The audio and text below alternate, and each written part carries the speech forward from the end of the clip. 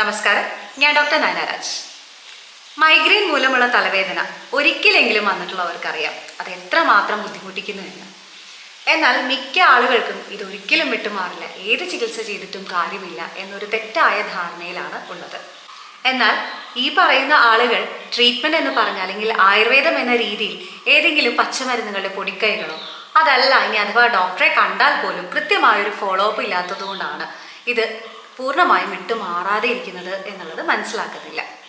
യഥാർത്ഥത്തിൽ മൈഗ്രെയിൻ എന്തുകൊണ്ട് വരുന്നു എന്നുള്ളതിന് നമുക്ക് ഒരുപാട് റീസൺസ് അല്ലെങ്കിൽ ട്രിഗറിങ് ഫാക്ടേഴ്സ് പറയാമെന്നുണ്ടെങ്കിലും കൃത്യമായ ഒരു സ്പെസിഫിക് കോസ് ഇതുകൊണ്ടാണ് മൈഗ്രെയിൻ വരുന്നത് എന്ന് നമുക്കൊരിക്കലും പറയാനായി സാധിക്കില്ല. മിക്ക ആളുകൾക്കും നമ്മൾ സാധാരണയായി കണ്ടുവരുന്നത് പിത്തപ്രകൃതി അഥവാ അവരുടെ ബോഡി ഹീറ്റ് കൂടിയുള്ള ആളുകൾക്കാണ് മൈഗ്രെയിൻ കണ്ടുവരുന്നത് എന്ന് നമുക്ക് പൊതുവെ പറയാമെങ്കിലും നമുക്ക് കൃത്യമായിട്ടുള്ള ഒരു കാരണം ഇതുവരെ പറയാനായി സാധിച്ചിട്ടില്ല. എന്നാൽ ഇങ്ങനെയുള്ള ആളുകൾക്ക് നമുക്ക് കൃത്യമായി അവരുടെ ബോഡി കോൺസ്റ്റിറ്റ്യൂഷൻ അല്ലെങ്കിൽ അവരുടെ ശരീരപ്രകൃതി കൃത്യമായി തിരിച്ചറിഞ്ഞ് ഇനി അഥവാ ഏതെങ്കിലും പോസിറ്റീവ് ഫാക്ടേഴ്സ് കാരണങ്ങളുണ്ടെങ്കിൽ അതും ഒഴിവാക്കിയുള്ള ചികിത്സ 99% എഫക്റ്റീവാണ് എന്ന് വേണം പറയാൻ.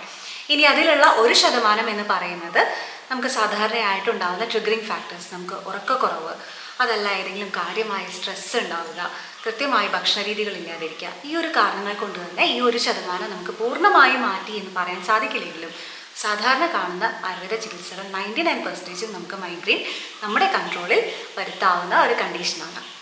യഥാർത്ഥത്തിൽ എന്താണ് മൈഗ്രെയിൻ അഥവാ ചെന്നിക്കുത്ത്? തലയുടെ ഒരു വശത്തോ അല്ലെങ്കിൽ ഇരുവശങ്ങളിലോ ആയി കാണുന്ന ശക്തിയായ വേദനയും അതോടൊപ്പം തന്നെ ഓക്കാനം, ഛർദി, അതോടൊപ്പം തന്നെ ഉറക്കെ ശബ്ദം കേൾക്കുമ്പോൾ ഉണ്ടാവുന്ന അസഹിഷ്ണുത, അതോടൊപ്പം തന്നെ നമുക്ക് ഏതെങ്കിലും രീതിയിലുള്ള വെളിച്ചമടിക്കുമ്പോൾ ഉണ്ടാവുന്ന ബുദ്ധിമുട്ട്, ഇതൊക്കെയാണ് നമുക്ക് സാധാരണയായി മൈഗ്രെയിൻ്റെ ലക്ഷണങ്ങളായി കാണാറുള്ളത്. എന്നാൽ എങ്ങനെയാണ് നമുക്കൊരു സാധാരണ തലവേദനയും മൈഗ്രെയിനും തിരിച്ചറിയുക എന്ന് നമുക്ക് നോക്കാം. ആദ്യം തന്നെ നമുക്ക് മൈഗ്രെയിൻ എന്ന് പറയുന്നത് 4 ഘട്ടങ്ങളിലായിട്ടാണ് ലക്ഷണങ്ങൾ കാണിക്കുന്നത്. അതിൽ ആദ്യത്തെ ഘട്ടമാണ് പ്രോഡ്രോം എന്ന് പറയുന്ന സ്റ്റേജ്, അത് കഴിഞ്ഞിട്ടുള്ള ഘട്ടമാണ് ഓറ, 3rd സ്റ്റേജ് എന്ന് പറയുന്നതാണ് migraine attack, and 4th stage എന്ന് പറയുന്നത് പോസ്റ്റ്-ട്രോം ആണ്. ഇനി ഇവ ഓരോന്നും എന്താണെന്നും അതിൻ്റെ ലക്ഷണങ്ങൾ എന്താണെന്നും നമുക്ക് നോക്കാം. ആദ്യത്തെ ഘട്ടമായ പ്രോഡ്രോം എന്ന് പറയുന്നത് നമ്മുടെ ശരീരം നൽകുന്ന ഒരു മുന്നറിയിപ്പാണ്.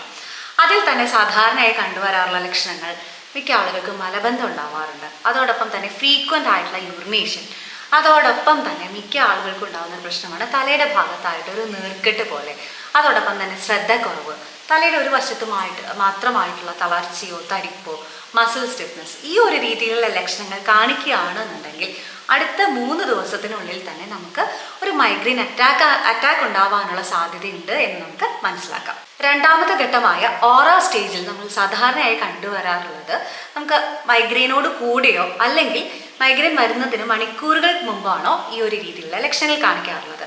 സാധാരണയായി ഇതോടനുബന്ധിച്ചുള്ള ലക്ഷണങ്ങൾ എന്ന് പറയുന്നത് നമുക്ക് കണ്ണിന് ചുറ്റുമായിട്ട് പെട്ടെന്ന് ഒരു വെളിച്ചം അടിച്ചു പോകുന്ന പോലുള്ള തോന്നൽ, അല്ലെങ്കിൽ കണ്ണിന് ചുറ്റും ചില ആകൃതികൾ അല്ലെങ്കിൽ കറുത്ത കുത്തുകൾ മാഞ്ഞു പോകുന്നത് പോലെയുള്ള ഒരു തോന്നൽ, അതോടൊപ്പം തന്നെ ശ്രദ്ധക്കുറവ്, മൂഡ് സ്വിങ്സ്, അമിതമായിട്ടുള്ള മൂഡ് സ്വിങ്സ് ഒക്കെയാണ് നമുക്ക് ഈ 2nd സ്റ്റേജ് ആയിട്ടുള്ള ഓറയിൽ കണ്ടുവരാറുള്ളത്.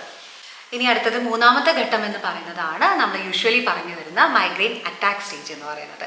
അപ്പോൾ സാധാരണയായി പറയുന്നത് പോലെ തന്നെ ശക്തമായിട്ടുള്ളൊരു വേദന തലയുടെ ഒരു വശത്തോ, മറ്റു ചിലർക്ക് അത് സ്പ്രെഡ് ചെയ്ത് 2 വശങ്ങളിലോ ആയിട്ട് കണ്ടുവരാവുന്ന ഒരവസ്ഥയുണ്ട്. ഇതോടൊപ്പം തന്നെ ചില ആളുകൾക്ക് അല്ലെങ്കിൽ മിക്ക ആളുകൾക്കും യൂഷ്വലി കണ്ടുവരുന്ന ഒരു പ്രശ്നമാണ് അതോടൊപ്പം തന്നെ ഉണ്ടാവുന്ന ഓക്കാനം അല്ലെങ്കിൽ ഛർദി.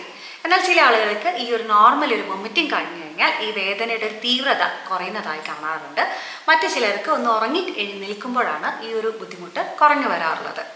എന്നാൽ ഇതോടൊപ്പം തന്നെ ചില വ്യക്തികളിൽ സൈനസൈറ്റിസിൻ്റെ ബുദ്ധിമുട്ട് കൂടി കണ്ടുവരാറുണ്ട്. അങ്ങനെയുള്ള ആളുകൾക്ക് ഈ വേദനയുടെ തീവ്രത അല്പം കൂടിയിട്ടാണ് ഉണ്ടാവാറുള്ളത്. സാധാരണയായി ഈ മൈഗ്രെയിൻ അറ്റാക്ക് സ്റ്റേജ് എന്ന് പറയുന്നത് കൃത്യമായി ചികിത്സ എടുക്കുന്നവർക്ക് നമുക്ക് പെട്ടെന്ന് തന്നെ മാറ്റിയെടുക്കാൻ സാധിക്കാറുണ്ടെങ്കിലും പ്രത്യേകിച്ച് കാര്യമായ ട്രീറ്റ്മെൻ്റ് ഒന്നും എടുക്കാത്ത വ്യക്തികളിൽ ഇത് 48 മുതൽ 72 മണിക്കൂർ വരെ നീണ്ടു നിൽക്കാറുണ്ട് എന്നുള്ളതാണ്. അപ്പോൾ ഇങ്ങനെ വരുമ്പോൾ നമ്മൾ അതോടൊപ്പം തന്നെ ഇത്രയും തീവ്രമായിട്ടുള്ളൊരു വേദന ഉണ്ടാവുന്നത് കൊണ്ട് തന്നെ 4ാമത്തെ ഘട്ടമായ പോസ്റ്റ്-ട്രോമിൽ മിക്ക ആളുകൾക്കും ഉണ്ടാകുന്ന ഒരു ബുദ്ധിമുട്ടാണ് കൺഫ്യൂഷൻസ്, അതോടൊപ്പം തന്നെ അമിതമായിട്ടുള്ള മൂഡ് സ്വിങ്സ് അപ്പോഴും നിലനിൽക്കാറുണ്ട്, അതോടൊപ്പം തന്നെ തലയ്ക്ക് അമിതമായിട്ടുള്ളൊരു ഭാരം അനുഭവപ്പെടുക, അമിതമായിട്ടുള്ള ക്ഷീണം, ഇതൊക്കെയാണ് 4ാമത്തെ ഘട്ടത്തിൽ കണ്ടുവരാറുള്ളത്. എന്നാൽ നമ്മൾ ഈ ഒരു ലക്ഷണങ്ങൾ കൃത്യമായി വിലയിരുത്തുമ്പോൾ എല്ലാ വ്യക്തികൾക്കും ഒരേ രീതിയിലുള്ള ലക്ഷണങ്ങളാവില്ല എന്നുള്ളത് മനസ്സിലാക്കേണ്ടതുണ്ട്. വ്യക്തിഗതമായും നമുക്ക് ലക്ഷണങ്ങളിൽ പല മാറ്റങ്ങളും വരാറുണ്ട്. പക്ഷേ ജനറലി നമുക്ക് ഇതൊക്കെയാണ് കണ്ടുവരാറുള്ള ലക്ഷണങ്ങൾ. മറ്റൊരു കാര്യം, ഈ മൈഗ്രെയിൻ എത്ര ഫ്രീക്വൻ്റ് ആയിട്ട് വന്നുകൊണ്ടിരിക്കുന്നു എന്നുള്ളതും മിക്ക ആളുകൾക്കും വ്യത്യസ്തമായ സമയങ്ങളിലാണ്. ചില ആളുകൾക്ക് വർഷത്തിൽ ഒരിക്കലെങ്കിലും വന്നു പോകുന്ന ഒരു മൈഗ്രെയിൻ അറ്റാക്ക് ആണെങ്കിൽ മറ്റു ചിലർക്ക് അത് മാസത്തിലൊരിക്കലോ അല്ലെങ്കിൽ 15 ദിവസം കൂടുമ്പോഴോ, ചില ആളുകൾക്ക് അതിൻ്റെ തീവ്രത കൂടി വരുന്നതനുസരിച്ച് ആഴ്ചയിലൊരിക്കലോ അല്ലെങ്കിൽ ദിവസവും ഈ ഒരു രീതിയിലുള്ള വേദന കണ്ടുവരുന്ന ആളുകളും നമുക്കിടയിലുണ്ട്. അത് ഓരോ ആളുകളിലും വ്യത്യസ്തമാണ്. എന്നാൽ മിക്ക ആളുകളും ഈ ഒരു രീതിയിലുള്ള വേദന കാണുമ്പോൾ തന്നെ പെയിൻ കില്ലേഴ്സിനെ ആശ്രയിക്കുന്നതായിട്ടാണ് കണ്ടുവരാറുള്ളത്.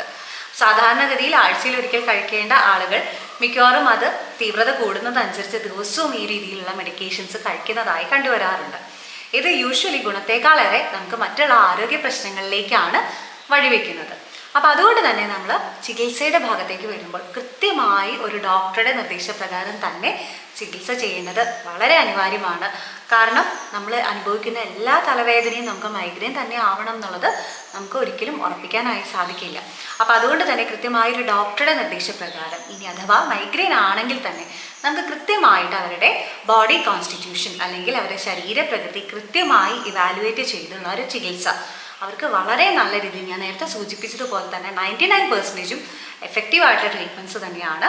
പക്ഷേ ഈ ഒരു 1% നമ്മുടെ ജീവിത രീതികൾ ഉണ്ടാകുന്ന വ്യതിയാനങ്ങൾ, നമുക്കുണ്ടാകുന്ന ഉറക്കക്കുറവ് അല്ലെങ്കിൽ ഭക്ഷണ രീതികളിൽ ഉണ്ടാകുന്ന ക്രമക്കേടുകൾ മൂലമൊക്കെയാണ് അത് ട്രിഗറിങ് ചെയ്യാറുള്ളത്. അപ്പം അതുകൊണ്ട് തന്നെ അത് കൃത്യമായി ശ്രദ്ധിക്കേണ്ടത് വളരെ അനിവാര്യമാണ്. ഇനി നമ്മൾ പറയാൻ പോകുന്നത് നമ്മൾ കൃത്യമായ ട്രീറ്റ്മെൻറ്റിനോടൊപ്പം തന്നെ നമുക്ക് വീട്ടിൽ തന്നെ ചെയ്യാവുന്ന കുറച്ച് പൊടിക്കൈകളെ പറ്റിയാണ്. ഈ പൊടിക്കൈകൾ ചെയ്ത് നോക്കുന്നതിന് മുമ്പായി നമ്മൾ ശ്രദ്ധിക്കേണ്ട ഇമ്പോർട്ടൻ്റ് ആയിട്ടുള്ള 2 കാര്യങ്ങളാണ് ആദ്യം പറയുന്നത്. അതിലൊന്നാണ് ഡീഹൈഡ്രേഷൻ. നിർജ്ജലീകരണം നമ്മുടെ മൈഗ്രെയിൻ്റെ ഒരു ട്രിഗറിങ് ഫാക്ടറാണ്. അപ്പോൾ അതുകൊണ്ട് തന്നെ കൃത്യമായി അല്ലെങ്കിൽ ധാരാളം വെള്ളം കുടിക്കുന്നുണ്ട് എന്നുള്ളത് നമ്മൾ തീർച്ചയായിട്ടും ഉറപ്പുവരുത്തേണ്ടതുണ്ട്. അതോടൊപ്പം തന്നെ മറ്റൊരു ട്രിഗറിങ് ഫാക്ടറാണ് നമുക്കുണ്ടാകുന്ന ദഹന പ്രശ്നങ്ങൾ. ദഹന പ്രശ്നങ്ങൾ മിക്കവാറും ഒരു മൈഗ്രെയിൻ അറ്റാക്ക് ട്രിഗർ ചെയ്യാറുണ്ട്. അപ്പോൾ അതുകൊണ്ട് തന്നെ കൃത്യമായിട്ടുള്ള ഭക്ഷണങ്ങൾ കൃത്യമായ സമയത്ത് കൃത്യമായ അളവിൽ കഴിക്കുന്നതിന് വളരെയധികം ഇമ്പോർട്ടൻസ് ഉണ്ട് എന്നുള്ളത് മനസ്സിലാക്കുക. ഇനി നമുക്ക് ചെയ്യാവുന്ന അല്പം കാര്യങ്ങൾ നോക്കാം. നമുക്ക് സാധാരണയായിട്ട് വേദനയുടെ തീവ്രത കൂടുന്ന സമയത്ത് നമുക്ക് വീട്ടിൽ തന്നെ ഉണ്ടാവുന്ന കുറച്ച് കൂട്ടുകൾ വെച്ച് നമുക്ക് ചെയ്യാവുന്ന കാര്യങ്ങളാണ് പറയാൻ പോകുന്നത്. ആദ്യം തന്നെ നമുക്കിതിനായി വേണ്ടത് ഏലത്തരി ഒരു 1/4 ടീസ്പൂണ്, മഞ്ഞൾപ്പൊടി ഒരു 1/4 ടീസ്പൂൺ. ഇത് ഒരു വൃത്തിയുള്ള കോട്ടൺ തുണിയിൽ നെയ്യിൽ മുക്കി തിരി തെറുക്കുക. ശേഷം ഇത് കത്തിച്ച് ഇതിൽ നിന്നുണ്ടാവുന്ന പുക നമുക്കൊരു പ്ലാവിൻ്റെ ഇല കുമ്പിൾ കുത്തി അത് ഉപയോഗിച്ച് നമ്മൾ ആവി കൊള്ളാനായിട്ട് ഉപയോഗിക്കുന്നത് നമുക്കുണ്ടാകുന്ന മൈഗ്രെയിൻ അറ്റാക്കിൻ്റെ തീവ്രത കുറയ്ക്കുന്നതിനും അല്ലെങ്കിൽ മൈഗ്രെയിൻ ഇല്ലാത്ത ഒരു വ്യക്തിക്ക് നമുക്കത് അറ്റാക്ക് ഉണ്ടാവാതിരിക്കാനും വളരെ ഹെൽപ്ഫുൾ ആയിട്ടുള്ളൊരു പൊടിക്കൈയാണ്. അതുപോലെ തന്നെ ഇരുവേലി അത് പിഴിഞ്ഞ് നീരെടുത്തതിന് ശേഷം നെറുകിൽ തിരുമുന്നത് നമുക്ക് ഈ ഒരു മൈഗ്രെയിൻ അറ്റാക്കിൻ്റെ തീവ്രത കുറയ്ക്കുന്നതിന് വളരെ ഹെൽപ്ഫുള്ളാണ്. അതോടൊപ്പം തന്നെ സൈനസൈറ്റിസിനും ഇത് വളരെ എഫക്റ്റീവായിട്ടുള്ളൊരു പൊടിക്കൈ തന്നെയാണ്. മറ്റൊന്നാണ് നമ്മൾ യൂഷ്വലി ഈ ഒരു വേദന വരുമ്പോൾ നമുക്ക് ചെയ്യാവുന്ന മറ്റൊരു കാര്യമാണ് ഏലത്തരി, ചന്ദനം, കറുക എന്നിവ സമാസമം മുലപ്പാൽ അരച്ചെടുത്തിട്ട് നമുക്ക് നെറ്റിയിൽ പുരട്ടിയിടുന്നത് നമുക്ക് ഈ പറയുന്നത് പോലെ തന്നെ ഇതിൻ്റെ ഒരു തീവ്രത കുറയ്ക്കുന്നതിനും കൃത്യമായൊരു വാസോ ഡൈലേഷൻ സൃഷ്ടിച്ച് നമുക്ക് ആ ഒരു വേദനയുടെ ആ ഒരു തീവ്രത കുറയ്ക്കാൻ വളരെ എഫക്റ്റീവായിട്ടുള്ളൊരു ഹോം റെമഡിയാണ്. മറ്റൊന്ന്, നമ്മൾ മൈഗ്രെയിനിൽ ഏറ്റവും കൂടുതൽ നമ്മൾ കേട്ടുവരുന്ന ഒരു കാര്യമാണ് ഒറ്റമൂലി പ്രയോഗങ്ങൾ. അതിൽ ഏറ്റവും ഇമ്പോർട്ടൻ്റ് ആയിട്ട് നമ്മൾ ചെയ്തു വരുന്ന ഒന്നാണ് പൂവാങ്കുരുന്നില. പൂവാങ്കുരുന്നില അരച്ച് ചാറെടുത്ത് നമ്മൾ സൂര്യോദയത്തിന് മുമ്പായി തുടർച്ചയായി 4 ദിവസം നെറ്റിയിൽ പുരട്ടുന്നത് ഈ ഒരു രീതിയിൽ നമുക്ക് വാസോഡൈലേഷൻ ഉണ്ടാക്കി നമുക്ക് ആ ഒരു വേദന വരാതിരിക്കാൻ ഹെൽപ്ഫുൾ ആയിട്ടുള്ളൊരു കാര്യമാണ്. പക്ഷേ ഇത് ചെയ്യുമ്പോൾ ശ്രദ്ധിക്കേണ്ട ഒരു കാര്യം എന്ന് പറയുന്നത് നമ്മൾ തല കുളിക്കാനായി പാടില്ല, അതോടൊപ്പം തന്നെ വെയിലേൽക്കരുത്, തല വിയർക്കാൻ അനുവദിക്കരുത്. ഈ ഒരു 3 കാര്യങ്ങളും അതോടൊപ്പം ഇമ്പോർട്ടൻ്റ് ആണ്.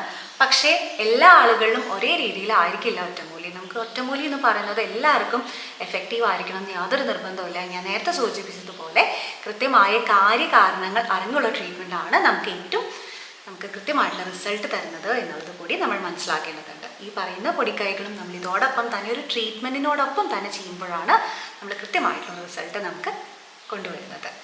ഇനി അതുപോലെ തന്നെ നമുക്ക് എല്ലാവരുടെയും വീട്ടിലുണ്ടാകുന്ന ഒരു കോമൺ കാര്യമാണ് രാസനാദിപ്പൊടി. ഇത് ഇഞ്ചിനീരിൽ ചാലിച്ച് നെറ്റിയിൽ പുരട്ടുന്നത് നമുക്ക് യൂഷ്വലി ഈ ഒരു ഭാഗത്ത് നീർക്കെട്ട് ഉണ്ടാവാറുണ്ട് മൈഗ്രെയിൻ ഉള്ള ആളുകൾക്ക്. അത് നന്നായി കുറച്ച് ആ വേദനയുടെ തീവ്രത കുറയ്ക്കാൻ വളരെ എഫക്റ്റീവായിട്ടുള്ള ഒന്നാണ് ഈ ഒരു കാര്യം. അതോടൊപ്പം നമ്മൾ ശ്രദ്ധിക്കേണ്ട മറ്റൊരു ഇമ്പോർട്ടൻ്റ് ആയിട്ടുള്ളൊരു കാര്യം എന്ന് പറയുന്നത്, യൂഷ്വലി മൈഗ്രെയിൻ ഉള്ള ആളുകൾ ഏതൊരു തലവേദന വന്നാലും ഇത് മൈഗ്രെയിൻ എന്നുള്ള രീതിയിൽ നമ്മളത് യൂഷ്വലി കിടന്നുറങ്ങുക അല്ലെങ്കിൽ എന്തെങ്കിലും ബാമ്പ് പുരട്ടൊക്കെയാണ് ചെയ്യാറുള്ളത്. പക്ഷേ ഇങ്ങനെയുള്ള ആളുകൾക്കും അതോടൊപ്പം തന്നെ ഏതെങ്കിലും ഒരു ഭാഗത്തുണ്ടാകുന്ന തളർച്ച, അതോടൊപ്പം തന്നെ ജീവിതത്തിൽ ഇതുവരെ വരാത്തൊരു രീതിയിലുള്ള വേദനയാണ് എന്നുണ്ടെങ്കിൽ, അതോടൊപ്പം തന്നെ നമുക്ക് ഏതെങ്കിലും കണ്ണ് മങ്ങുന്നതായിട്ടുള്ളൊരു തോന്നലോ വായിൽ നിന്ന് നൊരയും പതയും വരിക, ഈ ഒരു രീതിയിൽ ലക്ഷണങ്ങൾ കണ്ടു കഴിഞ്ഞാൽ അത് പക്ഷാഘാതം പോലെയുള്ള മറ്റേതെങ്കിലും ഗുരുതര ആരോഗ്യ പ്രശ്നങ്ങളാവാനുള്ള ഒരു സാധ്യതയുണ്ട് എന്നുള്ളത് കൊണ്ട് തന്നെ ഈ ഒരു രീതിയിൽ ലക്ഷണങ്ങൾ കാണിച്ചാൽ കൃത്യമായൊരു മെഡിക്കൽ അറ്റൻഷൻ എത്രയും പെട്ടെന്ന് കിട്ടേണ്ടത് വളരെ അനിവാര്യമാണ്. അതുപോലെ തന്നെയാണ് നമുക്ക് ഏതെങ്കിലും സീരിയർ ഹെഡ് ഇഞ്ചുറി ഉണ്ടായ വ്യക്തികൾക്ക് ഇങ്ങനൊരു തലവേദന വരികയാണെന്നുണ്ടെങ്കിൽ അത് മൈഗ്രെയിൻ ആണെന്ന് പറഞ്ഞിരിക്കാതെ കൃത്യമായ ഒരു ഡിഫറൻഷ്യൽ ഡയഗ്നോസിസ് ഇത് തന്നെയാണ് എന്ന് തിരിച്ചറിയേണ്ടത്. അതിനായിട്ടുള്ളൊരു ഡോക്ടറുടെ നിർദ്ദേശപ്രകാരമുള്ള ഒരു ഡയഗ്നോസിസ് വളരെ അനിവാര്യമാണ് എന്നുള്ളത് കൂടി നമ്മൾ മനസ്സിലാക്കേണ്ടതുണ്ട്. So be healthy and keep watching. Thank you.